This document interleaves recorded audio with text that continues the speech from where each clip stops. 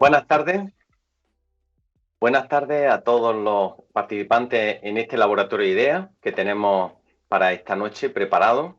En primer lugar, también pues agradecer una vez más a la oficina el darnos este espacio para promover los laboratorios de ideas que llevamos desde hace ya 10 años, desde ECUO, fomentando temas para debatir lo más actuales posible y temas que también sirvan para ir construyendo ese modelo de ecología política, otro modelo de producción, de consumo y de relaciones, ¿no?, en clave de ecología política. Y en este caso, el tema está muy asociado con uno de los temas claves que hemos repetido en varias ocasiones, que es el de la energía. En los últimos años se están promoviendo un gran número de macroplantas, tanto de energía eólica como de energía fotovoltaica, no solamente en Andalucía o Almería, sino en toda España, y también bajo el impulso también de los fondos europeos, pues también se está desarrollando mucho más esta línea de macroplantas. Esto ha generado un gran debate y es el que queríamos traer a este laboratorio de ideas, ¿no? Si estamos todos de acuerdo en la energía renovable, pero si estamos de acuerdo que sea de esta manera, ¿no? Por eso titulamos este laboratorio de ideas Energías renovables así. Así. Para este laboratorio de ideas pensamos que 4 personas muy pegadas al terreno del medio ambiente y de la ecología, tanto a nivel nacional como en Andalucía y Almería, pues queríamos traerlos aquí para que compartieran con nosotros pues sus distintos puntos de vista y generar un debate. Como son muchos participantes, voy a darle la palabra ahora mismo. Vamos a visualizar los 4 intervinientes en esta tertulia o en este laboratorio de ideas para que os haga una presentación muy breve de los 4, ¿no?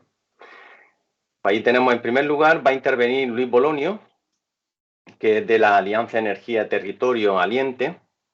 En segundo lugar, intervendrá Daniel López Marijuán, que pertenece al área de energía de Ecologistas en Acción de Andalucía. En tercer lugar, participará Fuensanta Alcalá Guerrero, que es la presidenta del Grupo Ecologista Mediterráneo, GEN. Y finalmente, pues Antonio Hermosa Bonilla, que representa a amigos del Parque Natural de Cabo de Gata. Vamos a darle la palabra. Bienvenidos a los 4 y, por supuesto, muy agradecido también de que participéis en este laboratorio de ideas.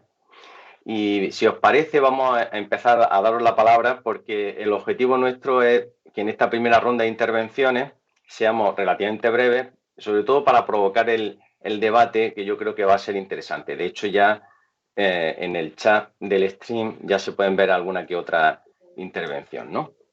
Bueno, pues en primer lugar, como decía Luis Bolonio, de esta asociación relativamente reciente, Alianza Energía y Territorio, Aliente, que digamos está especializada precisamente en este tema y muy detrás de estas macroplantas, ¿no?, acompañando pues distintas movilizaciones que se están dando a lo largo y ancho de todo el territorio nacional, ¿no?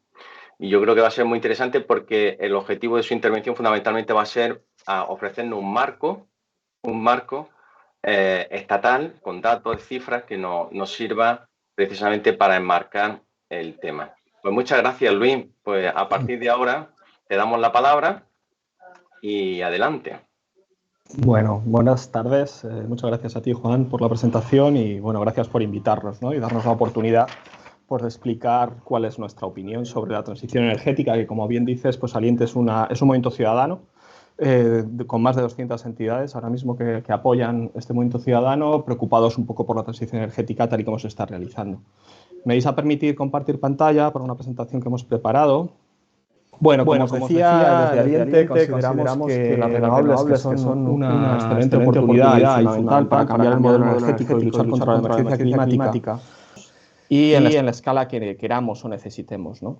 Esto hasta ahora con las energías tradicionales o convencionales hasta ahora no se podía hacer, no podíamos instalar una central nuclear en casa y las renovables nos permiten esta oportunidad, lo cual nos permite acercar la generación de energía a los centros de consumo, por lo tanto evitamos el transporte en alta tensión con sus pérdidas de energía y su impacto en el medio ambiente y la salud, permiten democratizar la producción de energía, es decir, toda la ciudadanía puede convertirse en productor de energía por primera vez en la historia reciente de la humanidad, y esto nos da la gran oportunidad de luchar contra la pobreza energética. Esas son las virtudes que no se tienen en cuenta, pero tampoco se están teniendo en cuenta de manera adecuada los límites e impactos que tienen las energías renovables. Uno de ellos es la ocupación de territorio. Tienen muy baja densidad energética y por lo tanto necesitan mucho territorio para ser implantadas. Esto, ante una falta de ordenación del territorio adecuada o inexistente, como sucede en Andalucía y en todo el Estado, puede suponer un impacto muy severo en la diversidad, algo que ya nos advertían hace aproximadamente un año 23 prestigiosos investigadores en la revista Science. Puede suponer un impacto en las actividades productivas y en los recursos endógenos, en la agricultura, en la ganadería, en el turismo de aquellos territorios donde se instalan y, por lo tanto, fomentar otro de los grandes problemas que tenemos ahora mismo en la sociedad, que es la despoblación del mundo rural. Y otro de sus limitantes es la gran necesidad de materiales y de minerales que necesita, ¿no? Requiere mucho extractivismo, ¿no? Y por lo tanto de mucha minería, y hay algunos territorios en España ya que se ven amenazados también por esto. Y también es un límite, es decir, no podemos instalar tantas como se pretende porque ahí hay un límite y la ciencia nos lo está recordando. Otro de los problemas que tienen es que son incapaces de sustituir a los combustibles fósiles. Es decir, no podemos producir tanta energía con las renovables como la que estamos consumiendo ahora mismo con los combustibles fósiles, ¿no?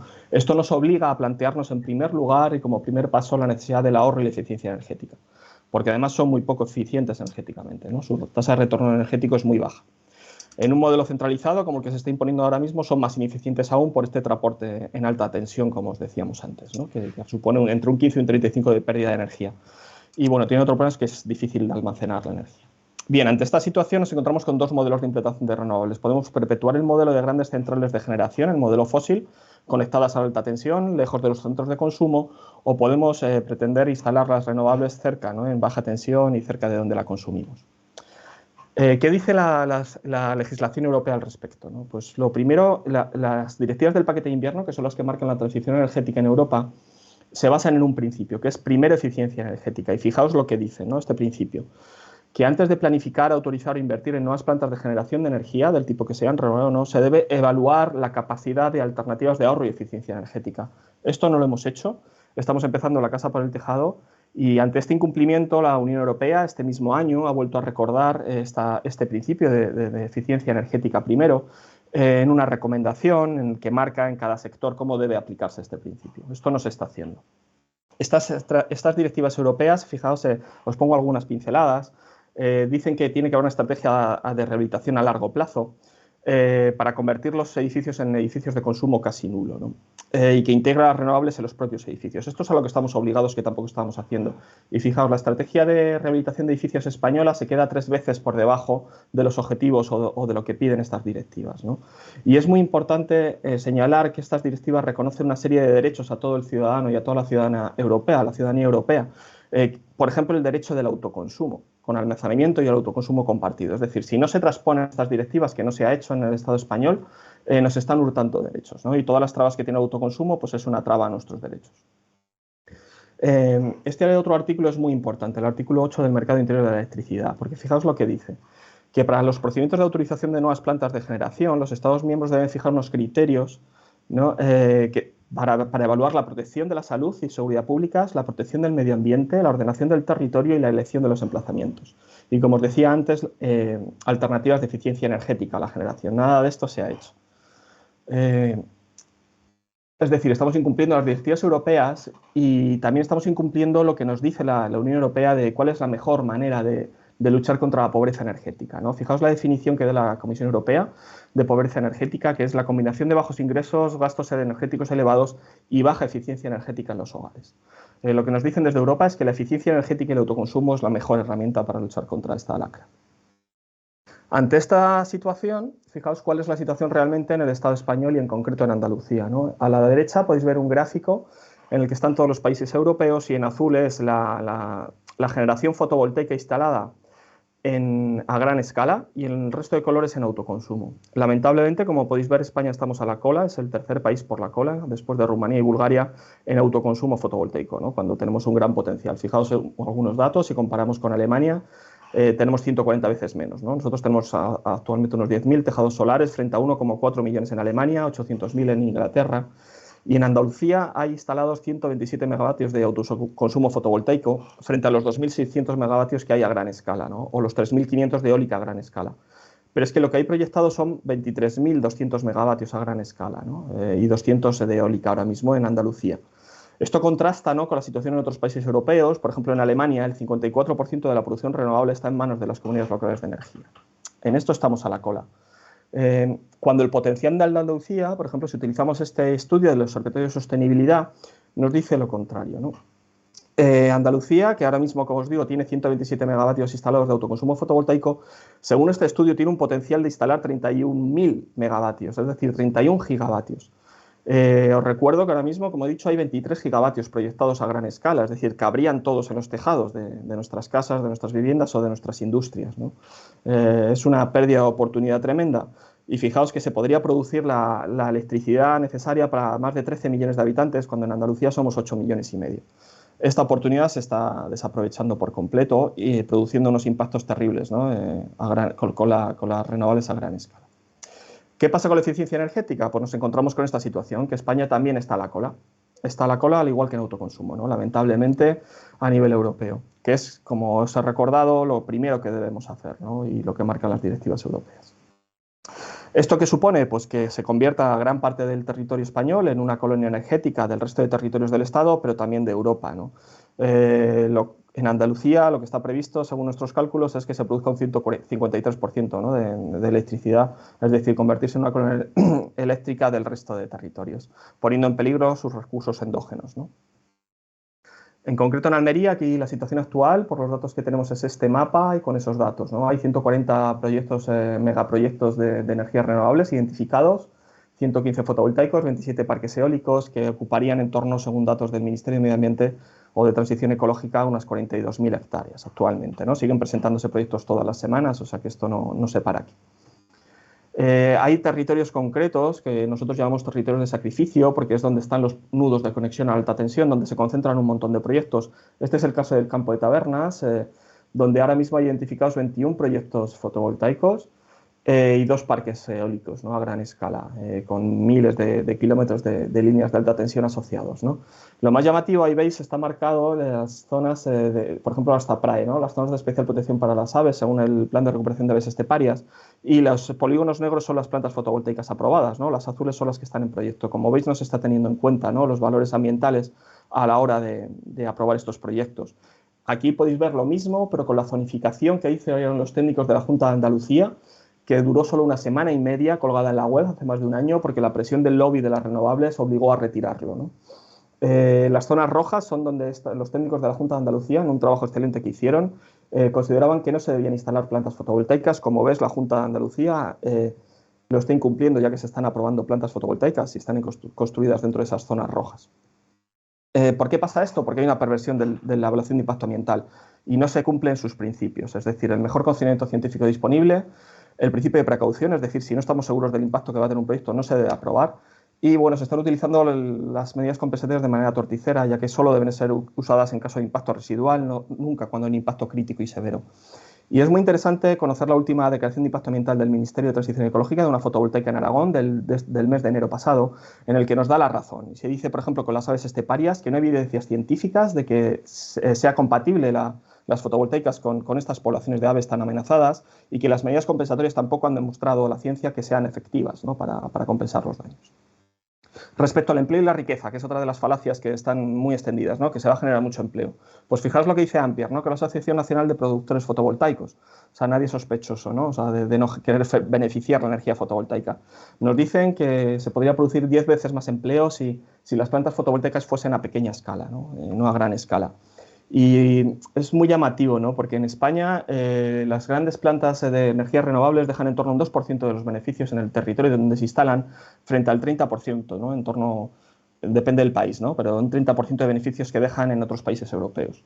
Y recuerdo que eso es todo para una actividad económica con un enorme beneficio, que es la producción de electricidad, como todos sufrimos en nuestras facturas, ¿no?, todos los meses, con unos periodos de amortización que tienen estas plantas de que rondan ahora mismo en torno a los 6 meses.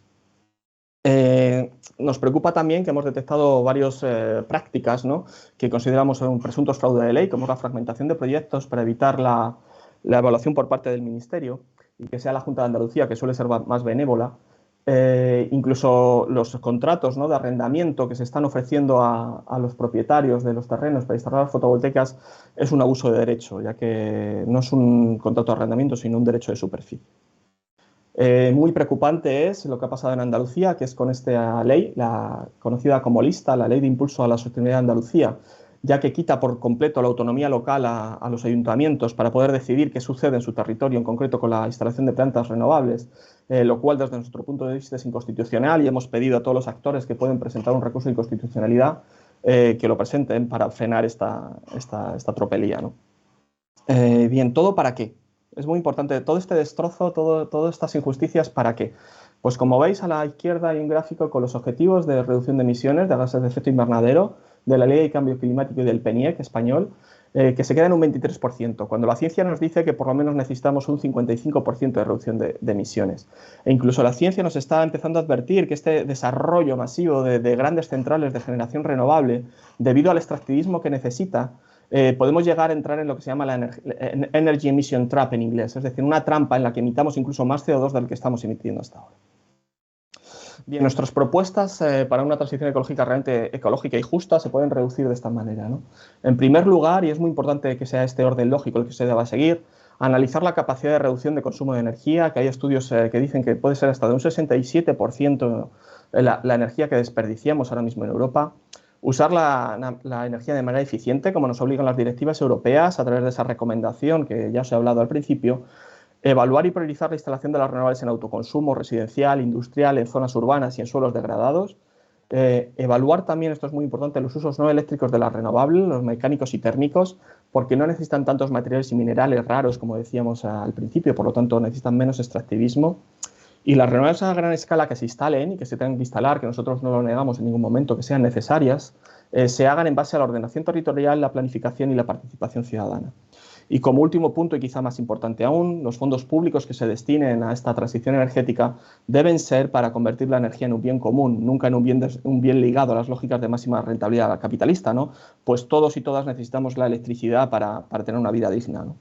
En resumen, lo que pedimos a nuestros gobernantes es que cumplan la ley y que hagan caso al mejor conocimiento científico disponible.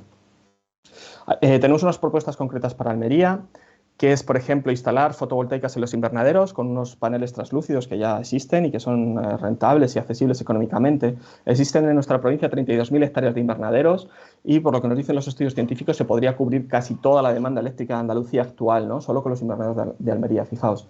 Sustituir algunos olivares superintensivos, ¿no?, que han esquilmado los acuíferos de la provincia por plantas fotovoltaicas a gran escala, ¿no? Se podría instalar todo lo que hay proyectado ahora mismo en la provincia, destruyendo zonas naturales y zonas valiosas y con un gran impacto social y económico en los territorios rurales en estos olivares hiperintensivos, ¿no? Y evitaríamos podríamos conseguir que se empezasen a recuperar esos acuíferos. Y como he dicho ya, los tejados andaluces nos dan la oportunidad de instalar más aún de lo que ahora mismo está proyectado. Sí que me quiero lanzar un mensaje positivo al final de mi presentación, que es que luchando se consiguen cosas, ¿no? Y aquí podéis ver una noticia reciente de esta misma semana. Hay una asociación, Saxifra, que ha presentado un contencioso administrativo contra una planta fotovoltaica de Naturgy en Tabernas, que son esos polígonos azules que veis en la imagen. Como resultado de esto, los polígonos rojos es otra planta de otra empresa que, como veis, se ubicaba en el mismo lugar. La Junta de Andalucía ha dado un dictamen desfavorable a esa planta roja, la que venía detrás, ¿no?, del juicio que hemos puesto a esa planta de Naturgy, ¿no? Es decir, que si luchamos y si pedimos que se cumplan nuestros derechos, pues la Administración se ve obligada a reaccionar, ¿no? Y, por supuesto, hacer un llamamiento a la manifestación que hemos convocado el día 2 de marzo a las 5:30 en Almería para reclamar realmente una transición ecológica justa, que no se lleve por delante la biodiversidad, que no se lleve por delante a los habitantes del mundo rural y que nos permita luchar contra la pobreza energética y hacer un modelo realmente justo, ¿no?, para todas y para todos. Muchas gracias. Muchas gracias, Luis, por tu intervención. Y yo creo que el llamamiento también, yo creo que es interesante, lo recordaremos también al final. Y aprovecho también, antes de darle la palabra a Daniel, que a través del chat se pueden lanzar preguntas, reflexiones, comentarios, lo que cada uno estime oportuno, ¿de acuerdo? Con la idea de que al final de las 4 intervenciones, pues hagamos algún tipo de síntesis de lo que aparezca en el chat para trasladárselo a los participantes, ¿de acuerdo? Bueno, pues le damos la palabra ahora mismo a Daniel López Marijuán, que como decíamos es el responsable o miembro del área de energía de Ecologistas en Acción en Andalucía, que como todo el mundo sabe, pues es un grupo que aglutina pues gran cantidad de organizaciones y asociaciones locales a lo largo y ancho de todo el territorio español, pero en este caso de Andalucía, pues también en este caso Daniel nos puede comentar algo.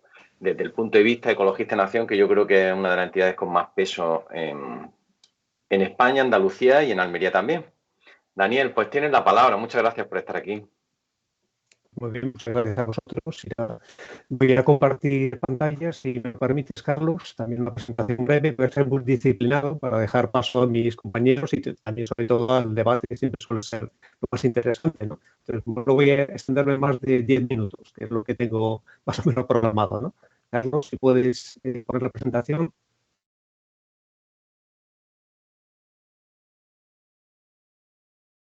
Sí, sí.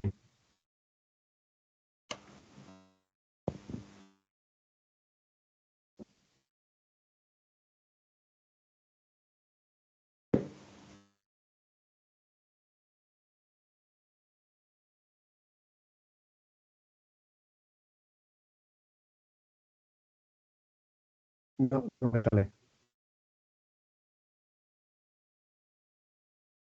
Vale.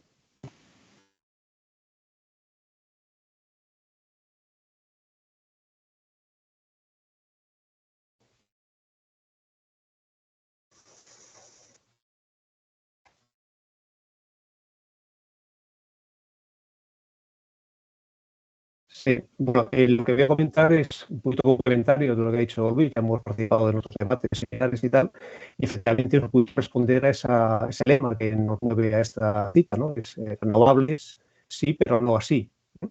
Entonces, este sería un poco el objetivo. La cuestión es dar elementos de debate para ver qué es efectivamente, cuáles son, digamos, las sombras, los defectos y los errores que está cometiendo esa proliferación desordenada de la energía renovable, en particular la fotovoltaica, ver qué pautas deberían ser las que deberían seguir las administraciones, sobre todo la Junta de Andalucía, Ministerio de Transición Ecológica y también, lógicamente, los propios municipios, para que se hiciera de forma regulada y de forma ordenada. Y sobre todo que la regulación fuera vinculante, que no fuera una simple, digamos, consulta solamente o posibilidad de cómo se pueden hacer las cosas, ¿no? Bueno, en este caso tenéis aquí las últimas estadísticas de la generación eléctrica de España en 2020. Entonces veis que efectivamente tenemos un porcentaje relacionado con la electricidad muy importante ya en energías renovables, sobre todo de fotovoltaica y de eólica. El dato del año pasado, por ejemplo, es de un 42%, ¿no? de energías renovables. En el caso del 2020, pues llegó la pandemia, incluso todavía superó un 54%, ¿no? Entonces, fijaros la enorme importancia que tiene la fotovoltaica, ¿no? Y sobre todo la eólica, puesto que son, digamos, recursos que estaban prácticamente, digamos, olvidados o castigados hasta hace 10 años con sobre todo el decretazo que decretó Rajoy, el famoso impuesto al sol, que sin embargo pues ha resurgido, ¿no? Pasa al siguiente.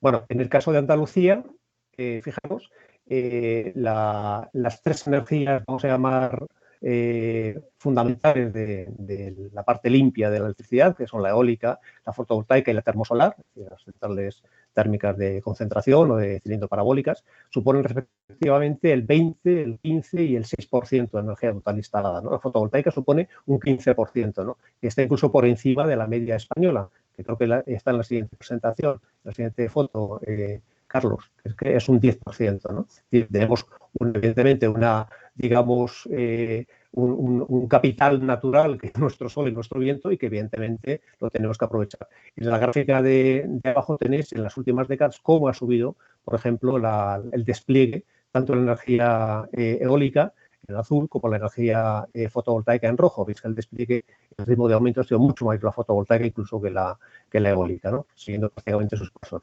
Y a la izquierda tenéis lo que el PNIEC, el Plan Nacional Integrado de Energía y Clima, plantea como umbrales o como objetivos a alcanzar para el año 2030. En el caso de la eólica, tanto la terrestre como la marina serían 50, algo más de 50 gigavatios, y en el caso de la fotovoltaica serían pues unos 40 gigavatios, ¿no? Significa, en muchos casos, por ejemplo, duplicar, triplicar o cuadruplicar esta potencia con la que contamos ahora, ¿no? Es decir, significa un esfuerzo realmente muy importante. El problema no es tanto las cantidades, sino las formas de cómo se puede hacer este tipo de objetivo que en principio todos plantearíamos, puesto lo que el objetivo es descarbonizar la economía, conseguir un mix eléctrico, si no completamente, pero sí mayoritariamente renovable, ¿no? Pasa a la siguiente. En este caso tenéis cuál es el objetivo que nosotros planteamos como ecologistas de naciones. Es un estudio que hicimos en el año 2015, que estamos actualizando ahora, pero fijaros, nuestro objetivo es un objetivo ambicioso, que la fotovoltaica, por ejemplo, en el mix eléctrico nacional suponga un 33%, la tercera parte de toda la electricidad limpia que generaremos en el año 2050, ¿no? Significa, pues, como veis, precisamente triplicar la potencia instalada en la actualidad, ¿no? Y en el caso de eólica, pues todavía incluso el esfuerzo es muchísimo mayor, ¿no? Entonces, este objetivo, si lo queremos compartir, tiene que hacerse, como decía Luis, fundamentalmente con tres instrumentos, con tres pilares, que son el ahorro, la eficiencia y el despliegue ordenado de las energías renovables, ¿no? Pasa. Aquí tenéis el motivo de por qué efectivamente el boom de esta energía fotovoltaica, es decir, el panel solar ha bajado en el coste una cantidad absolutamente increíble, que no se lo esperaban ni siquiera los propios fabricantes, y lógicamente la respuesta, digamos, del sector empresarial ha sido, pues, un despliegue, digamos, masivo, ¿no? de esos paneles, porque el periodo de amortización es muy cortito y por los beneficios son absolutamente cuantiosos, ¿no? Es decir, de costar, por ejemplo, el panel, pues prácticamente un 3 euros, ha pasado a costar 20 céntimos, ¿no? Con lo cual la bajada ha sido colosal, ¿no? Sigue. Y esto sería lo que la Fundación Renovables y lo que todos nosotros aceptaríamos como la jerarquía de cómo se deberían implantar las energías renovables, en particular la energía fotovoltaica. Fijaros que esta pirámide está justamente al revés, en la actualidad. Para todos nosotros, ecologistas, activistas sociales, científicos, etcétera, consideramos que el autoconsumo, como decía Luis, tanto el individual como el colectivo, las comunidades energéticas renovables, debería ser el objetivo número uno, el prioritario, el que más debería ser potenciado y desarrollado. A continuación, las comunidades energéticas que ahora empiezan un poquito a levantar la cabeza, promovidas tanto por ayuntamientos como por cooperativas, asociacionismo, etcétera, etcétera. En tercer lugar, la generación distribuida, es decir, evitar esas grandes concentraciones de renovables y procurar que comunidades, pueblos, comarcas incluso fueran no solamente dueños de la generación, sino también de la distribución y la comercialización de esa electricidad limpia. Y luego, ya en penúltimo lugar, las plantas eólicas y fotovoltaicas, evidentemente bien ordenadas y evidentemente también con carácter centralizador, ¿no? Esto es, digamos, lo óptimo. Y la situación real es justamente la pirámide invertida, como sabéis, se ha optado por la centralización, por el despliegue masivo, y el autoconsumo, pues es, digamos, la cenicienta, ¿no? Es el patito feo de esta película, ¿no? Sí. El autoconsumo está súper justificado, Luis lo ha dejado clarísimo, porque es mucho más eficiente, porque fijaros además el potencial, ahí tenéis en la distribución, por ejemplo, de paneles fotovoltaicos en España, y evidentemente Extremadura, Comunidad Andaluza, Comunidad Murciana, somos absolutamente privilegiados, ¿no? Entonces no tiene ninguna justificación que prácticamente los que estén acaparando este despliegue de la fotovoltaica sean solamente las grandes empresas, ¿no? Con el autoconsumo puede considerarse una parte, no sé si mayoritaria, eso es bastante difícil de hacer pronósticos, pero evidentemente estos datos que daba Luis, que yo también recojo aquí, no tiene un sentido. Por ejemplo, el autoconsumo en España sale de 2,7 gigas, cuando en Alemania una insolación evidentemente muchísimo menor tiene 44 gigas, ¿no? O Italia incluso, que está también más al norte y que tiene menos insolación, tiene 17 gigas, ¿no? Entonces está completamente injustificado, ¿no? Es una cosa completamente insensata, ¿no? Que el autoconsumo esté prácticamente preterido y olvidado en nuestro país, ¿no? Sí.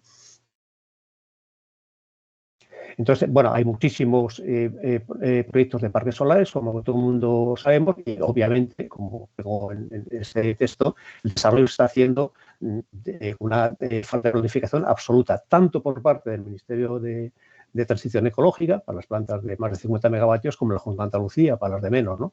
En el caso de la Junta de Andalucía es todavía más sangrante, porque no lo ha dicho Luis, pero lo recalco aquí ahora, tenemos una ley de energías renovables que mucha gente desconoce y que obliga a que la Junta de Andalucía desarrolle lo que llama ahí esa ley las APER, áreas preferentes de energías renovables, es decir, la zonificación justamente de lo típico, ¿no?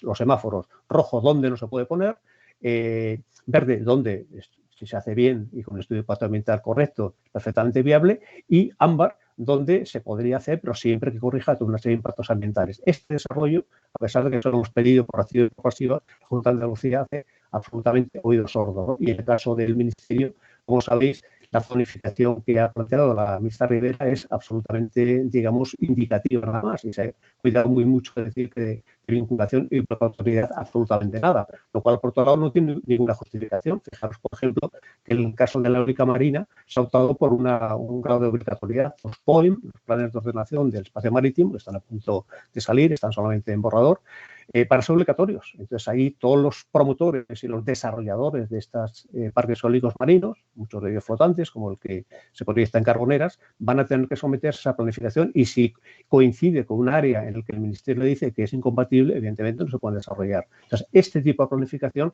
¿por qué se hace en la eólica marina y por qué no se hace, por ejemplo, la eólica terrestre y la fotovoltaica? Esa pregunta es la que no tiene ningún tipo de contestación, ¿no?, por parte de la Administración, ¿no?, de justificación. ¿Sigue? Voy terminando ya, para no extenderme más. Y bueno, pues aquí tenéis lo que os comentaba, ¿no? Tenemos una planificación que esto es la guía, la zonificación para la implantación de energías renovables que plantea el Ministerio, y veis que en muchos casos, por ejemplo, coincide con áreas que son de una calidad ecológica excepcional, que son áreas, por ejemplo, también de mucha vulnerabilidad ecológica, que están protegidas, son parques naturales, son zonas especiales de conservación, zonas de importancia para las aves, y sin embargo, sobre todo para las aves esteparias, que son las más, digamos, afectadas por este desarrollo desordenado, y sin embargo los promotores, digamos, con sus proyectos pueden seguir implantándolos sin que nadie les ponga ningún tipo de veto, ¿no?, por así decir, ¿no? Sí. La situación, como digo, como dice ahí, es de indefensión, ¿no? Entonces, bueno, pues parece ser que el sol se queda solamente como una oportunidad de negocio, no como una oportunidad de un recurso vital, ¿no?, que se pueda compartir no solamente ya digo, en la comercialización, sino incluso también en la generación, ¿no? La propiedad de la generación eléctrica sigue estando en manos de muy poquitas compañías, ¿no? ¿Sí?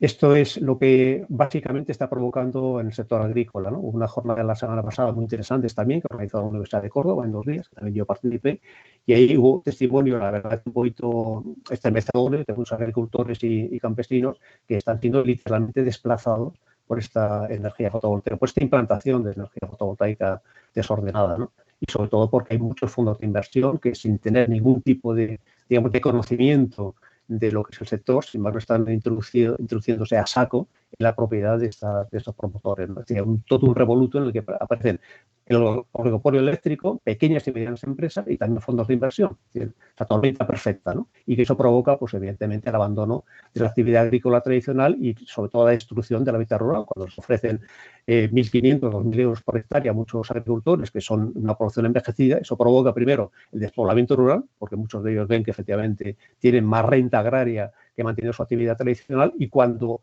al cabo de 25 años el parque fotovoltaico acabe su vida útil, va a ser casi imposible, por decir totalmente imposible, recuperar ese hábitat rural, simplemente por sus pobladores habrán desaparecido, habrán muerto, ¿no? Es decir, contribuye de una forma, digamos, bastante procaz a esta situación de despoblamiento rural, este despliegue desordenado de la energía fotovoltaica, ¿no? Más, estoy terminando. Tormenta perfecta, como os digo. Hay que efectivamente desarrollar la fotovoltaica y la eólica, pero hay una obligación también moral de reducir emisiones de CO2 y descarbonizar la economía, pero sin embargo la administración se pone de perfil, hace don Tancredo y no hace esa labor de regulación que es absolutamente obligatoria, en todas cosas, para no demonizar el recurso. Estamos viendo que pues, estas peticiones de moratoria, que por ejemplo como la Almería, que en muchos casos están realmente justificadas, realmente hay una situación como nos ocurrió también con el despliegue de la energía eólica, sobre todo aquí en Cádiz, donde yo vivo, que provocó pues, una situación de rechazo social tremendo, justamente porque fueron, por afán de lucro exclusivamente, a copar las instalaciones más productivas, que justamente eran también las más vulnerables desde el punto de vista ambiental, ¿no? Entonces no se puede hacer la transición energética a costa del medio rural y a costa de los espacios naturales protegidos, en particular en nuestro caso de las especies esteparias, en vuestro caso incluso especies semiáridas, ¿no? Entonces, conseguir ese sistema, digamos, 100% renovable, evidentemente tiene que hacerse de forma completamente sensata y estableciendo, digamos, cautelas y seguridades, ¿no? Para no provocar, digamos, un destrozo, ¿no? Tanto ambiental como social, ¿no? Que es realmente, no es que se esté ya generando de forma irreversible, pero estamos en una situación realmente de mucha peligrosidad, ¿no? De que no podamos revertir el proceso. Termino ya, pasa a la siguiente. Bueno, esta es la manifestaciones que ha ido haciendo Aliente, esta plataforma que ha subido como la espuma a nivel de todo el territorio nacional, justamente porque responde, en definitiva, Flogeo, a una demanda y una preocupación y una vulnerabilidad, una desprotección que tiene realmente la gente, sobre todo la gente rural, que ve que no hay nadie que la ampare, que le ayude, ¿no? Por lo menos hasta ahora, ¿no? Vamos terminando, siguiente. Y luego también hay falsas soluciones, por ejemplo, la agrofotovoltaica, la agrovoltaica, es compaginar, como nos dicen algunos desarrolladores, la instalación de paneles solares con el mantenimiento de la productividad agrícola. Esto, por ejemplo, en el caso de Cádiz lo he consultado y me dicen los agricultores, los del viñedo, por ejemplo, el Marco de Jerez, que es imposible. El viñedo donde han ido, por ejemplo, a vender esta fórmula dicen que es incompatible, primero porque hay una mecanización bastante potente que impide, por ejemplo, esta conciliación de los paneles, que es un sector industrial, lógicamente, con el mantenimiento de la actividad agrícola, y luego también porque el sombreamiento que hacen los paneles, digamos, también rebaja también en el caso de la vid, que es un cultivo que necesita fuerte insolación para mantener una buena graduación, digamos, de azúcar y tal, pues disminuye la rentabilidad de la cosecha. Sí es cierto que funciona en Italia, por ejemplo, en algunos cultivos determinados, por ejemplo, para cultivos más rastreros, cultivos también, por ejemplo, de especies aromáticas, etcétera, etcétera. Pero no es una solución universal. Lo que sí es solución, por ejemplo, que tampoco se está promoviendo aquí en Andalucía, es compaginar una instalación pequeña fotovoltaica para que le suministre electricidad, sobre todo para bombeo, para riego, etcétera, a esa instalación agrícola, ¿no? Eso, sin embargo, brilla por su ausencia. Tenemos grandes plantas fotovoltaicas de 50, de 100, de 200 megavatios, pero no tenemos esas pequeñas instalaciones fotovoltaicas que provocarían o que ayudarían a ese autoconsumo agrario, en este caso, ¿no? Que evidentemente en el sector agrícola demanda electricidad, ¿no? Termino ya con la siguiente, para no extenderme ya más de lo debido. Bueno, en definitiva eso, el problema, la debilidad o la incompetencia de los legisladores es que todo lo que plantean a nivel normativo es solamente la posibilidad, ¿no? Es decir, pero no plantea la obligatoriedad. Es decir, tenemos que pasar del poder al deber, porque evidentemente si no una ley que plantea una mera posibilidad, una mera recomendación o una promoción no nos ampara, no nos ayuda. Queremos una obligatoriedad para que esa transición justa se haga de forma realmente sostenible. Termino ya con la siguiente para no extenderme más. En definitiva es esto, ¿no? La Fundación Renovables tiene varios estudios y plantea que sí que es cierto que el consumo y la generación distribuida puede solucionar o puede contribuir a la descarbonización, a ese sistema eléctrico renovable 100%, pero por sí solo no lo va a hacer. Es decir, aparte de instalaciones que deben ser prioritarias de autoconsumo y de generación distribuida, necesitamos medianas e incluso grandes también instalaciones fotovoltaicas y eólicas, pero siempre que sean absolutamente compatibles con la salvaguardia y la preservación de los recursos naturales y que siempre que su implantación y su desarrollo se ha hecho de forma planificada y de forma ordenada. Como esto no es lo que está ocurriendo, digamos, las llamadas un poquito a la cautela, al principio de precaución, pues están más que justificadas, ¿no? Mientras no tengamos esa garantía de esa prioridad de la generación distribuida y del autoconsumo y luego no tengamos la garantía de que los paneles fotovoltaicos y los parques eólicos se hagan con racionalidad y con sostenibilidad, pues evidentemente una llamada a la cautela y la precaución no es que sea recomendable, es que literalmente es exigible, ¿no? Porque si no, evidentemente vamos a destrozar el capital social, en este caso la renta agraria y la propia forma de vida de los agricultores, y el capital natural, que son en definitiva los espacios y las especies naturales que ahora mismo, por ejemplo, están en peligro, ¿no? Y con esto termino, para no extenderme más. Gracias. Muchas gracias, Daniel. Yo creo que va a ser muy interesante retomar algunos aspectos que has planteado después en el debate. A mí me ha parecido muy interesante lo de la pirámide invertida, de eso hablaremos. Y le damos la palabra a Fuensanta Alcalá Guerrero, que como decía es la presidenta de uno de los grupos ecologistas, por no decir el grupo decano ecologista de aquí de Almería, del GEN, Grupo Ecologista Mediterráneo. Fuensanta, ¿está ¿Disponible, preparada? Sí, sí, bueno, pues encantado de saludaros a los que estáis escuchando y bueno, agradecemos la posibilidad, bueno, la invitación que nos habéis hecho a la oficina, ¿no? Para estar con vosotros y poder explicar un poco la situación de Almería, porque en realidad Almería le ha tocado ver en primera fila pues la transición energética, ni más ni menos, porque hemos asistido al cierre de una central térmica hace prácticamente un mes, el 16 de diciembre del año pasado, y ahora hemos visto cómo poco a poco también, empezando por los parques eólicos, hemos visto cómo el nuevo paradigma de la energía renovable, que en realidad es lo que siempre hemos pedido desde los grupos ecologistas, pero coincidimos ahora mismo que desde que 2017 los gastos, como bien ha dicho Daniel, los gastos todo el tema de hacer una fotovoltaica eran más baratos y cómo de alguna manera el sector financiero pues ha recalado desgraciadamente en apostar por solamente la fotovoltaica y cómo no le ha tocado a Almería, ¿no?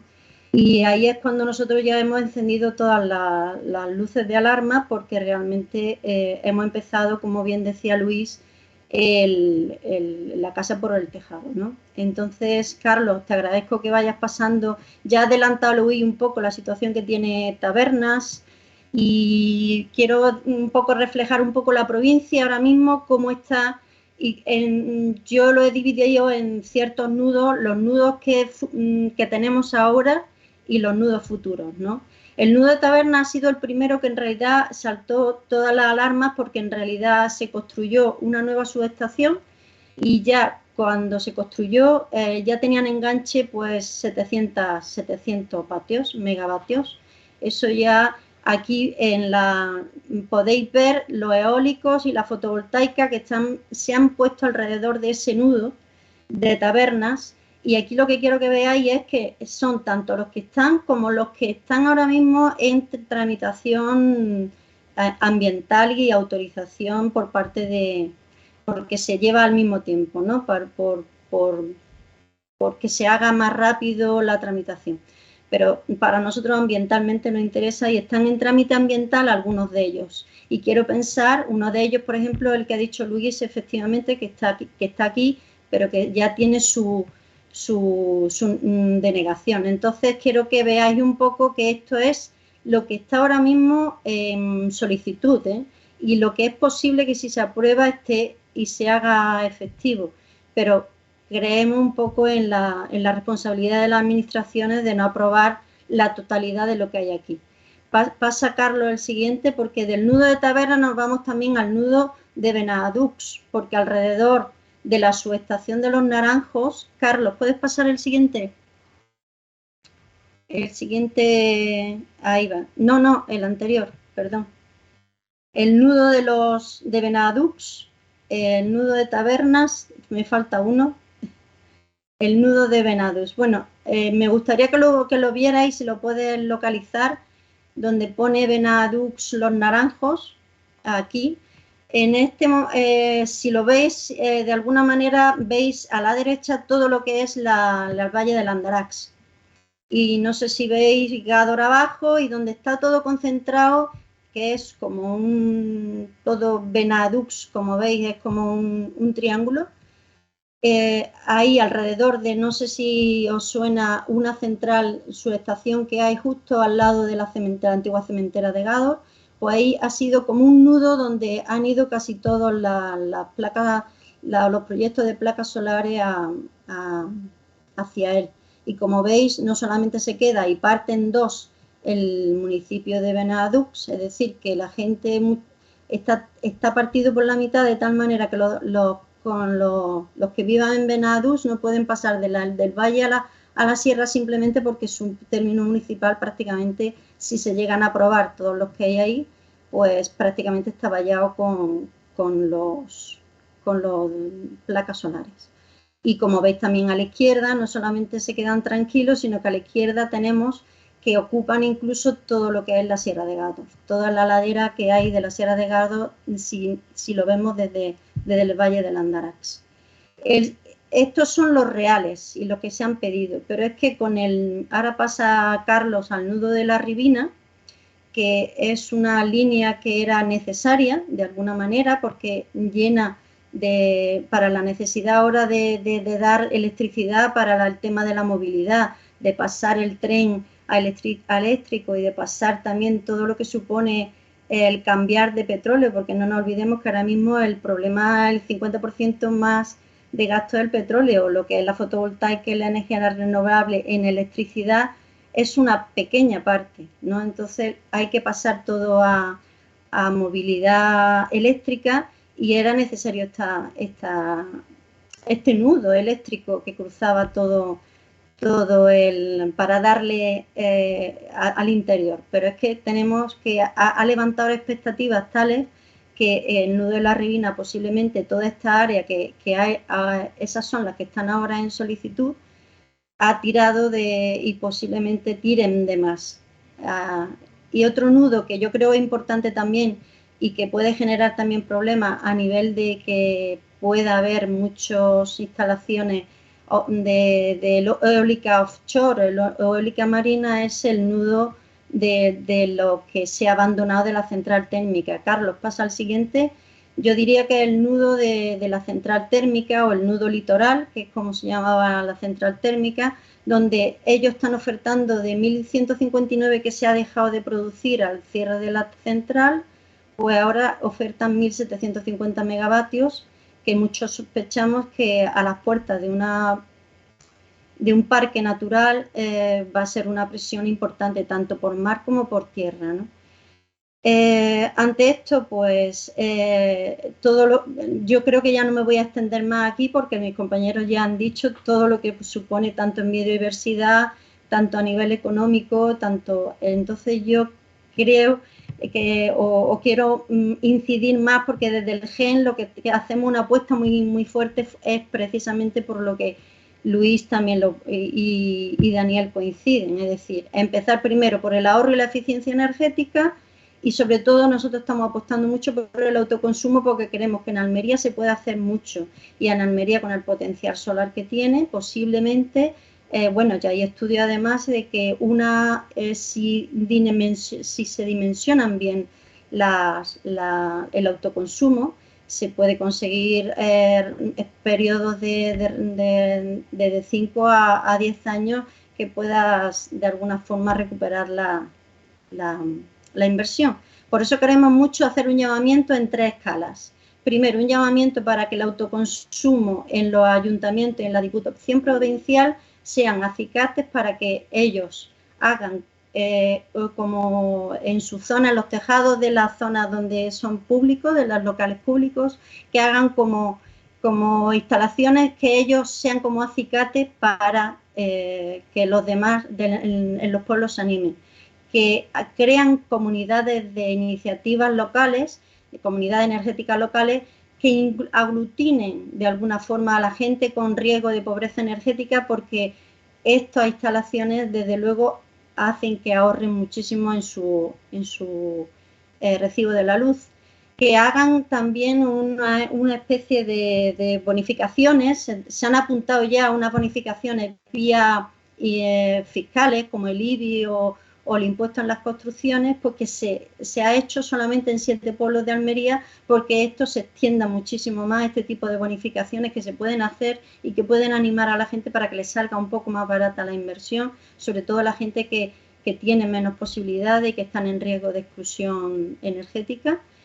Y de alguna manera también que planifiquen los lugares donde pueden hacer y donde pueden hacer ellos pequeños huertos solares o pequeños, se puede decir, micro o macro plantas con sus tejados, o planificar en solares que estén abandonados o simplemente en polígonos industriales que no se han desarrollado, ¿no?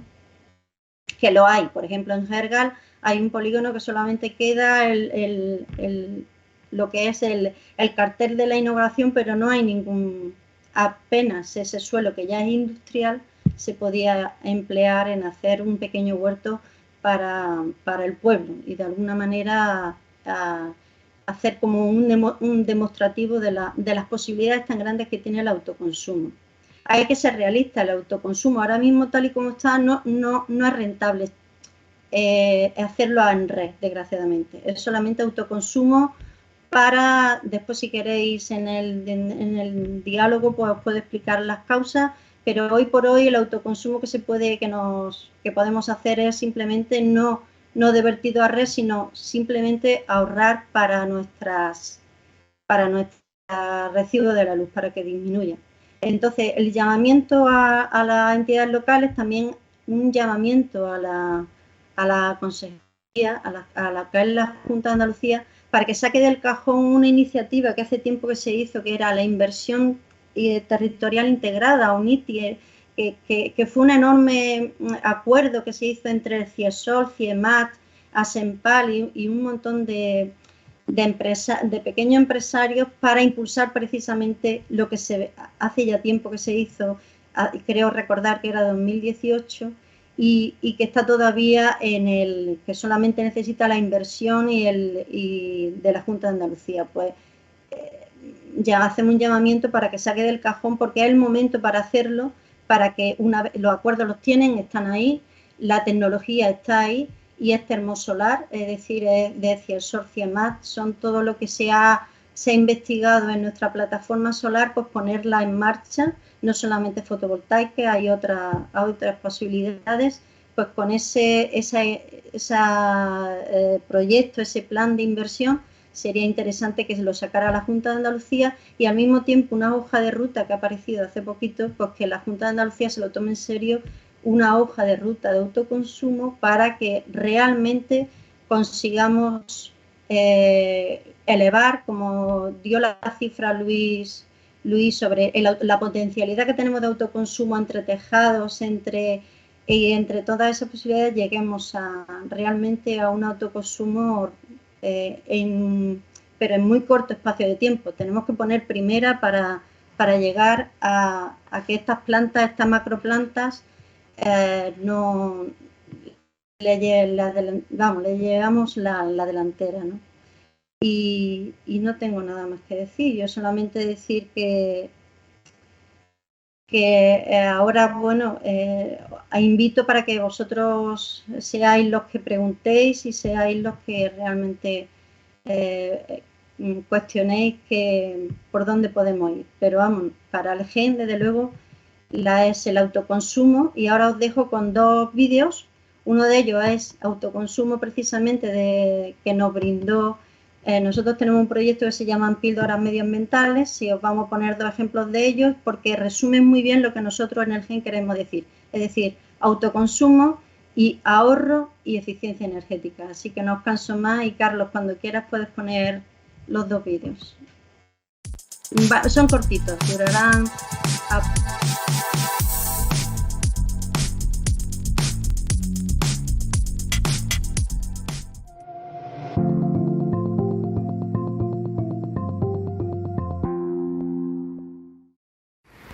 Hola, buenas, mi nombre es Juan Sebastián, Juanse, vivo en Los Molinos con mi familia, somos 4 y este es el terrado de mi casa, o de nuestra casa.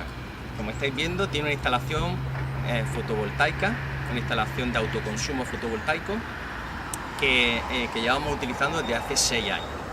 Realmente toda esta historia empieza antes, en el 2012, con Jordi Évole, Salvado, Oligopoli, donde realmente eso a mí personalmente me conmovió a buscar alternativas al oligopolio eléctrico, empezando primero por una comercializadora distinta, Soenergia. Luego me sumé a un movimiento que resultó muy interesante, la plataforma Nuevo Modelo Energético, que buscaba alternativas, aparte que protestábamos entonces por la pobreza energética y por defender precisamente el autoconsumo, la energía renovable, etcétera. En definitiva, allí me encontré a técnicos que me asesoraron en el 2015 a hacer una instalación, Rafael López, Antonio Casado, y posteriormente Jesús Parrilla y Albedo Solar fueron los que culminaron la instalación que estáis viendo, con 7 placas, en principio autoconsumo instantáneo, al final vertemos a la red, con lo cual recuperamos parte cuando no aprovechamos el 100% de esta energía en nuestra factura. una inversión de 5.000 euros que se amortiza en 7 años, cuando la vida útil son 30 años. Es una apuesta por un nuevo modelo energético, renovable, sostenible, democrático, eficiente y que en definitiva también ahorra. O sea, en la factura al final ahorramos dinero. En este contexto de crisis, de aumento de precios de la electricidad, pues invitaros a conocer las posibilidades de autoconsumo, a sumar a la plataforma Nuevo Modelo Energético y en definitiva, pues bueno, buscar otras alternativas como son las comunidades energéticas donde invitar a los vecinos. Pues nada, un saludo y encantado.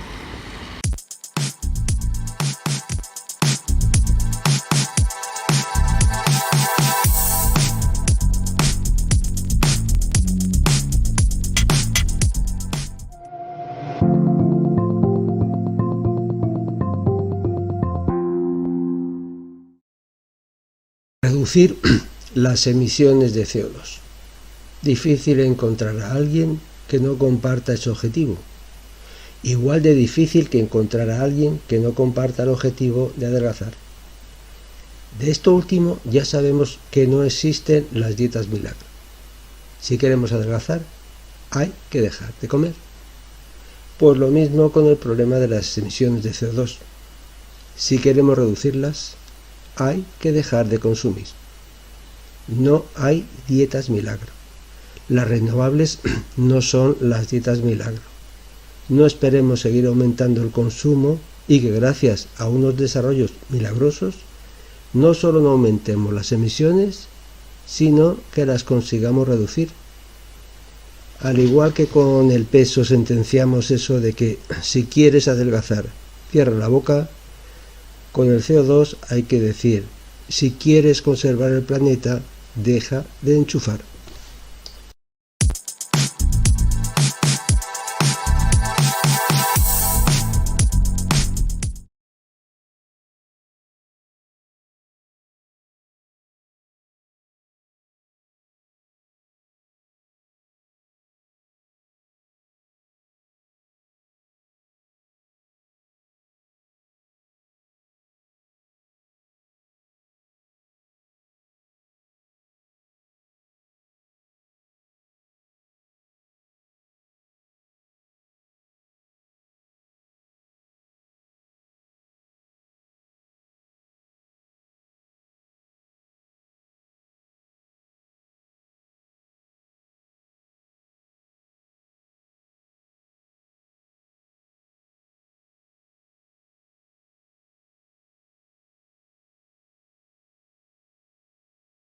En estas energías alternativas, yo lo único que voy a pedir que se ponga primero un vídeo que hicimos en Amigos del Parque significativo sobre ese parque Mar de Ágata y luego doy alguna explicación breve para intentar entrar cuanto antes en debate. Perfecto.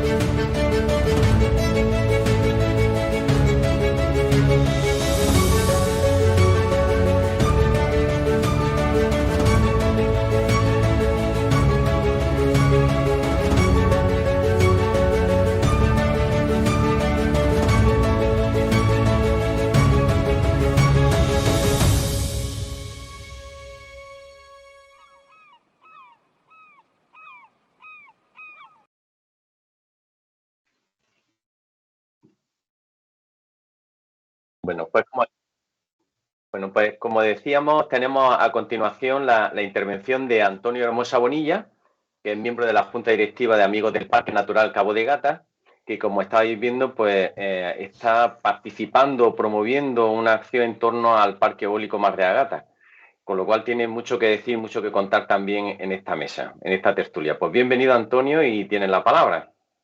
Muchísimas gracias. Bueno, yo creo que es un placer estar aquí con vosotros, dar las gracias a la oficina por invitarnos a participar en este debate y bueno, también a las personas con las que comparto esta mesa de diálogo, porque son personas cualificadas. Echo de menos quizás a representantes de alguna empresa que quieran o que están intentando o han construido algún parque eólico, algún parque fotovoltaico en la provincia de Almería y que nos explicarán las razones por las que les mueven principalmente para hacerlo, si son razones sociales o predominan las razones económicas, ¿no? El beneficio económico.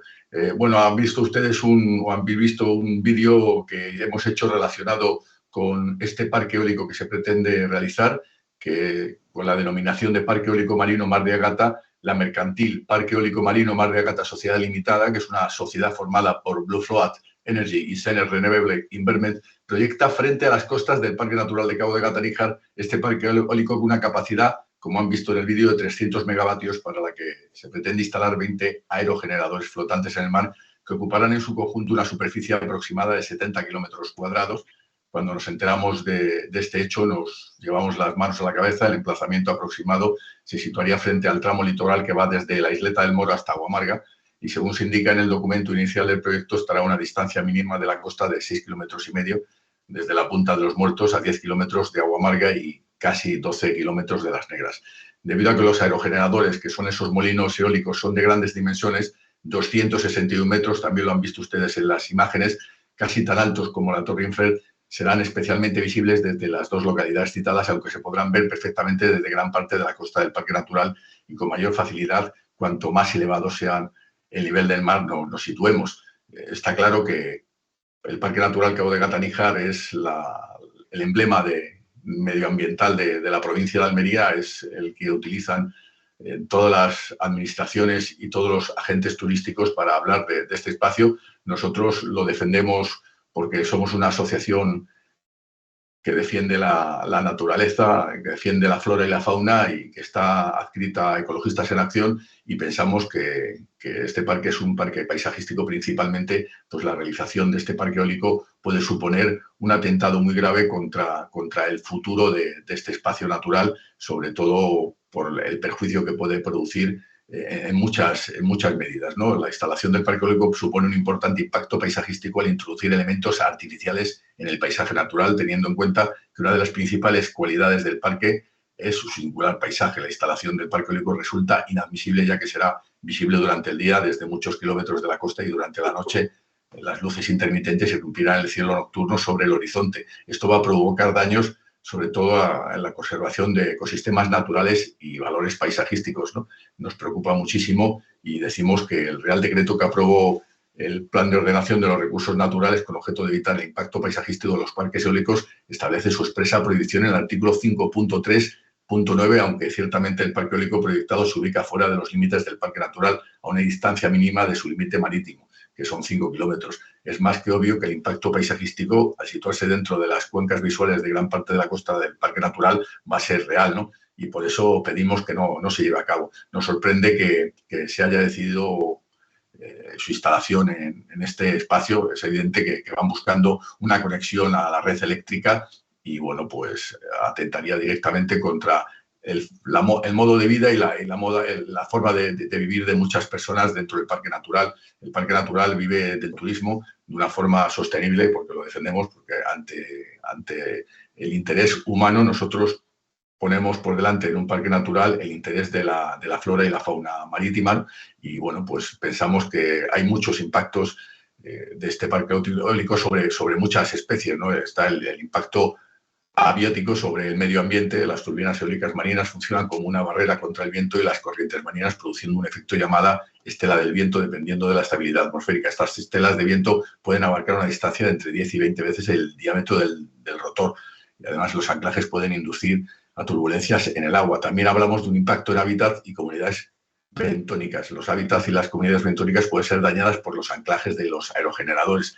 También decimos que puede haber un impacto sobre los peces. Durante la fase de construcción, el ruido provocado por la fijación de los anclajes puede causar pérdidas de audición, lesiones graves o la muerte de peces en la cercanía del lugar de la construcción.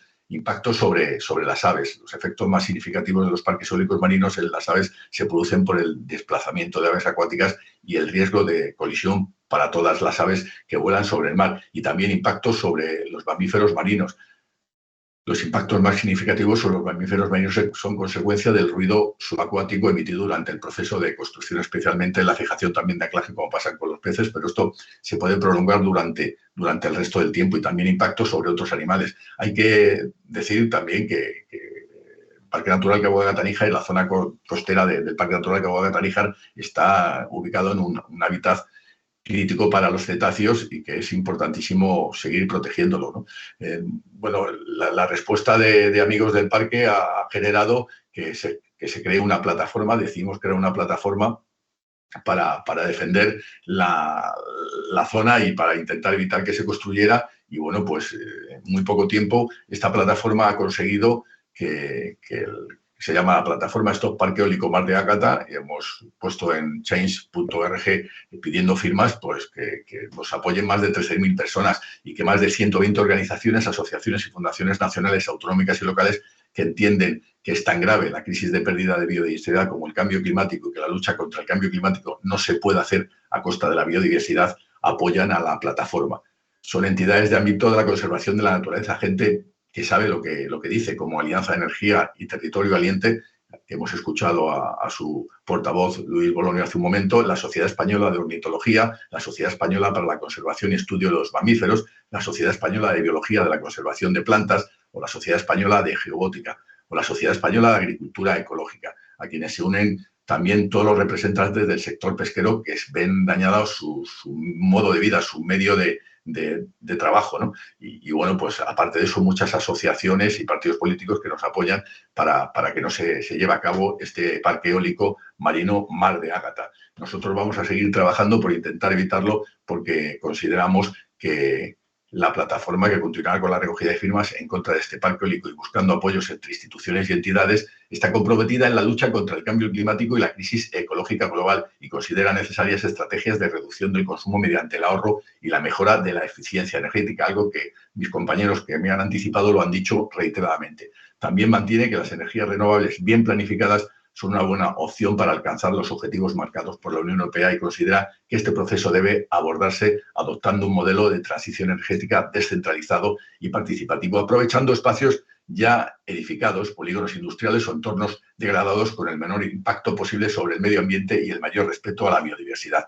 Algo que debería haberse planteado las instituciones, las administraciones, antes de volverse como locos a dar autorizaciones a empresas que vienen a sacar un beneficio económico, pensando que lo único que buscan es obtener energía, obtener electricidad, que sí, mediante medios muy interesantes, porque podemos acabar con la huella de carbono, pero por supuesto estamos poniendo en peligro el modo de vida de muchos ciudadanos, tanto modo de vida rural, porque quizás si hay ciudadanos que disfrutan o obtienen un beneficio al alquilar o al ceder esos terrenos donde se van a construir esos parques fotovoltaicos o estos parques no marinos sino eólicos. Pero por supuesto hay otros ciudadanos en su entorno que van a verse perjudicados y van a encontrar un problema muy grave con la construcción de estos parques, porque no van a poder trabajar y se va a perder mucha biodiversidad.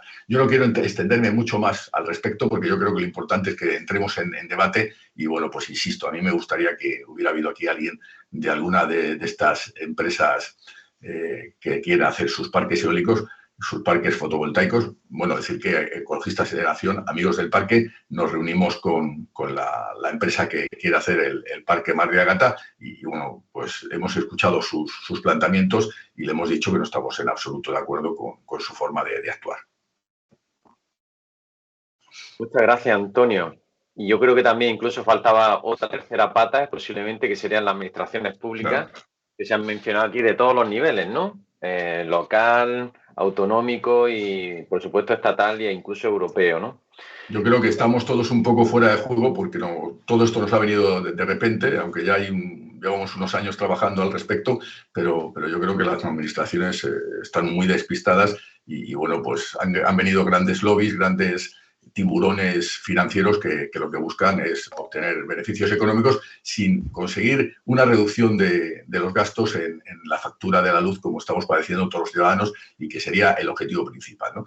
E intentar mentalizarnos para que el consumo energético fuera mucho más menor, más reducido e intentar ser mucho más ahorrativos a la hora de defender esta pelota, este planeta en el que vivimos y, por supuesto, sí hay que defender las energías alternativas, pero de una forma razonable. Concretamente, la primera intervención que hay planteando una cuestión va en esa línea, en la línea que estaba planteando al final Antonio, ¿no? Yo creo que uno de los, digamos, decepciones que muchas veces nos estamos encontrando desde los movimientos ecologistas es que tan ansiada es la lucha por poner en la agenda política el tema de la lucha contra el cambio climático y la demanda de una transición energética, que nos hemos encontrado ahora que al final se ha puesto en la agenda política, en la agenda de la administración, en la agenda incluso de las organizaciones, y nos hemos encontrado que se está abordando desde una perspectiva, pues como mencionaba Luis, extractivista, crecentista, etcétera, ¿no? Y ahí en esa línea es donde plantea Joaquín el reto que tenemos, que las energías renovables no se conviertan simplemente en eso, en un recambio por un combustible limpio, ¿no? Por entre comillas, ¿no? Y en ese sentido, poner la prioridad en el tema de la reducción o el decrecimiento. Y ahí simplemente a mí me gustaría preguntar, y le traslado la pregunta a Luis, cuando él mencionaba en su exposición que la prioridad era la reducción, precisamente, la reducción, y que en Europa se estimaba que hasta más del 60% de la energía se podría reducir, ¿no? Comentaba en tu exposición. ¿Puedes profundizar un poquito más en ese aspecto? Sí, a ver, por un lado, los estudios dicen eso, ¿no? Que podríamos ahorrarnos hasta un 67% de la energía que consumimos ahora mismo. Si además lo hacemos en autoconsumo, estamos reduciendo ese entre 15 y 35% que perdemos en la alta tensión. Si además somos nosotros los que producimos nuestra energía, somos conscientes de cuándo necesitamos esa energía y cuándo no. Entonces, vamos a gestionar mucho mejor nuestro gasto energético, ¿no? Que es lo que se llama la gestión de la demanda. Y básicamente por eso lo exigen las directivas europeas, porque es el único camino para conseguir una descarbonización eficaz. O sea, ya no es una cuestión solo de todos los impactos que hemos visto, ¿no? Nos han explicado también Fuensanta y Antonio, que suponen estos megaproyectos. Es que no vamos a conseguir los objetivos de descarbonización con megaplantas solo. Y tampoco vamos a conseguir sustituir los combustibles fósiles porque no se puede. Por eso yo al principio de mi intervención decía que es una falsa solución la que nos están imponiendo. Hacen lo que hace siempre el poder. Coger una buena idea, algo legítimo, ¿no? Que son las energías renovables, le dan la vuelta como un guante y utilizan nuestras emergencias, la climática, la sanitaria y la económica, para ponerla a su servicio, ¿no? Entonces, por eso es lo que tenemos que alertar a toda la ciudadanía de que nos están engañando, de que nos están haciendo una trampa. Es el tocomocho, si me permitís decirlo, ¿no?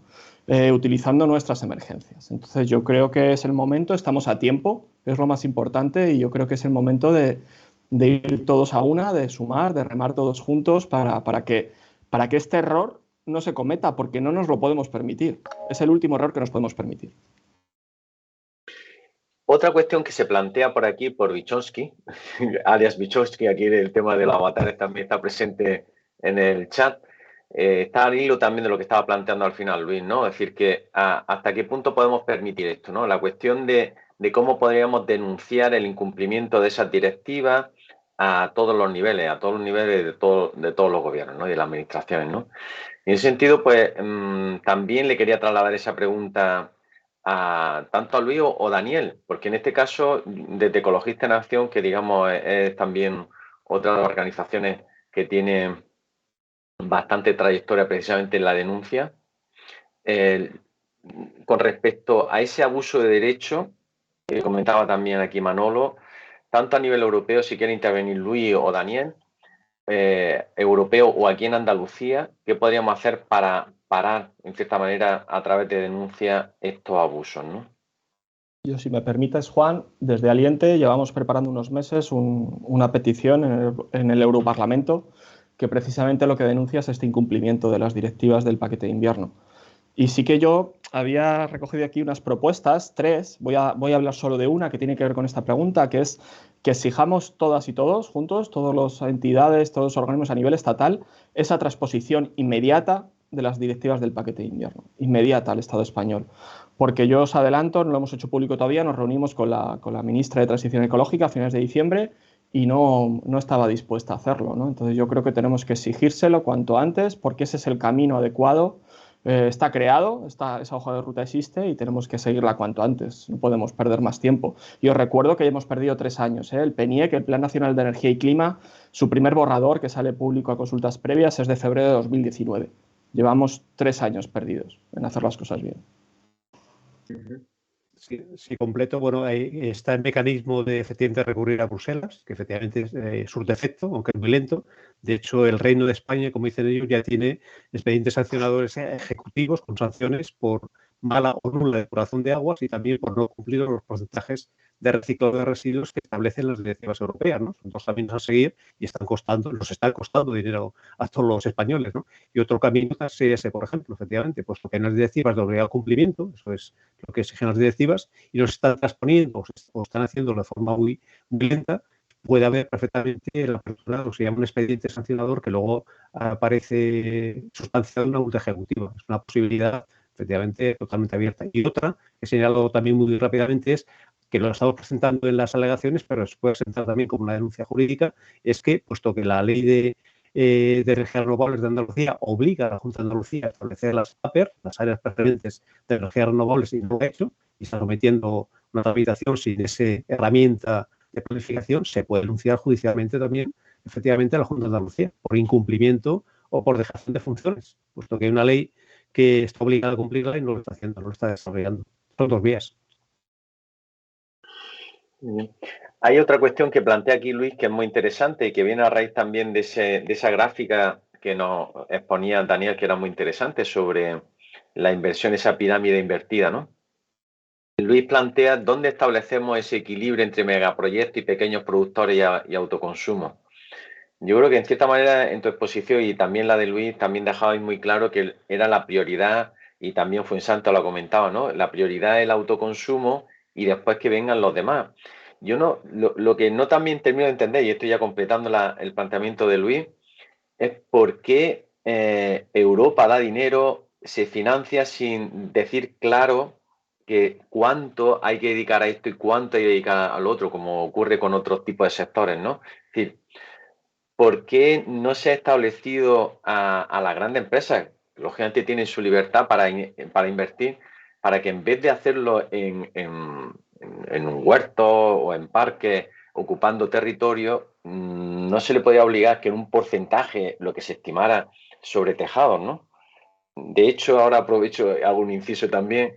Me acuerdo yo cuando me hicieron la instalación, aquí en mi casa, me decía un buen amigo, ¿no? El que me instaló este hombre, Miguel, me decía, bueno, esto en un futuro no seremos aquí una empresa local, seguramente vendrá aquí Endesa y será la que nos ponga la instalación. Y digo, bueno, pues ya está, no hay problema, si eso no es problema. Pero, lógicamente, a lo mejor se podía haber forzado a la empresa que tienen su ánimo de lucro totalmente legítimo, a que hubiesen desviado, digamos, esa inversión sobre tejados, sobre colegios, sobre espacios públicos, etcétera, ¿no?